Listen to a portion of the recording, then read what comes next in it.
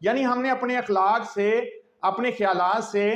अपना जो परेशान होने के बावजूद ये मान लिया कि हमारे पास इस वक्त जॉब नहीं है, हमारे पास इस वक्त वो मादी वसाइल नहीं है, हमारे पास माशरे में ज़िंदगी गुजारने के लिए, अपनी औलाद को परवरिश करने के लिए उस तरह के सोर्सेज मौजूद नहीं है, लेकिन उसके बावजूद अगर वो इस चीज़ को अपने आप पे लागू करता है और उस पर कंट्रोल करता है, तो वो अल्लाह पाक उसको वह सारी चीज़ें आहिस्ता आहिस्ता उसकी दिमाग की जो कुव्वत है उसके अकॉर्डिंगली उसको खड़ा कर देंगी अपने पाँव पे। उसमें कुछ लोग, जो मैंने रिसर्च की बात की, कुछ लोग पे जब रिसर्च की गई तो उनमें से बहुत सारे लोग ऐसे थे जिनकी बेदारी की हालत में जब वो उठे तो उनके इंटरव्यूज किए गए और उनमें उनको उनसे पूछा गया उनके मामलात ज़िंदगी के बारे में, तो उनमें से उनकी जो कुव्वत इरादी थी,